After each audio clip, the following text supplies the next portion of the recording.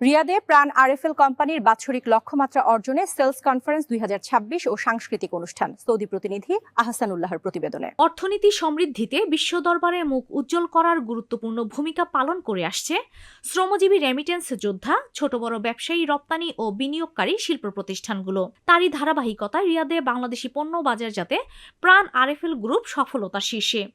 Saudi আরবে প্রাণের খাবারজাত পণ্য বিক্রয়ে বাৎসরিক লক্ষ্যমাত্রা অর্জনে সেলস কনফারেন্স ও সাংস্কৃতিক অনুষ্ঠানের আয়োজন করা হয়। অনুষ্ঠানে প্রধান অতিথি ছিলেন প্রাণ আরএফএল কোম্পানির সৌদি আরবের ডিরেক্টর মামুনুর রশিদ। অনুষ্ঠানটি রিয়াদের সেলস সুপারভাইজার আব্দুর রাজ্জাকের সঞ্চালনায় সার্বিক ব্যবস্থাপনায় দায়িত্ব পালন করেন রিয়াদের সেলস ম্যানেজার ইমরান হোসেন। অনুষ্ঠানে উপস্থিত ছিলেন মিডিয়া ব্যক্তিত্ব, এনটিভি সৌদি আরব প্রতিনিধি প্রধান ফারুক আহমেদ চান, প্রাণ গ্রুপের সৌদি আরবের অ্যাডমিন ও এইচআর ম্যানেজার জহিরুদ্দিন সওদাগর, অ্যাকাউন্টস ম্যানেজার আক্তার হোসেন সুমন ও রাসেল রানা সহ অন্যান্য কর্মকর্তাবৃন্দ।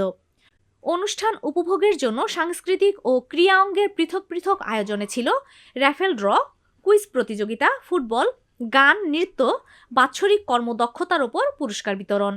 কর্মকর্তাবৃন্দ জানান, আমরা বিদেশি পণ্য রপ্তানির মাধ্যমে দেশের কর্মবিমুখ লোকদের কর্মসংস্থান সৃষ্টিতে রেমিটেন্স বৃদ্ধির লক্ষ্যে কাজ করে যাচ্ছি। এতে করে সৌদি আরবে অবস্থানরত প্রবাসী বাংলাদেশিদের সহযোগিতা কামনা করেন দায়িত্বশীল কর্মকর্তাগণ।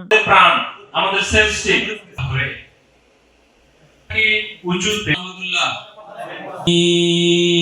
এর মধ্যে কিন্তু রিয়াদ হলো চ্যাম্পিয়ন। আমরা জাতীয় সঙ্গীত গাইব। সৌদি আরবের রোল মডেল হবো আমরা সবাই।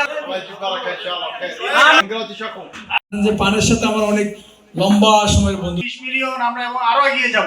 ঈদের মধ্যে আমরা 15 মিলিয়ন করে দেখাই দেব। আপনাদের সবাইকে শুভেচ্ছা।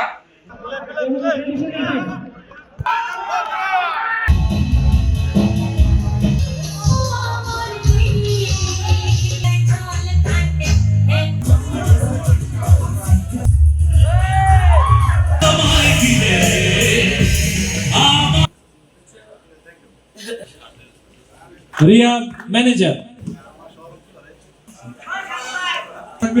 বাংলাদেশকে আপনারা যতগুলো কোম্পানি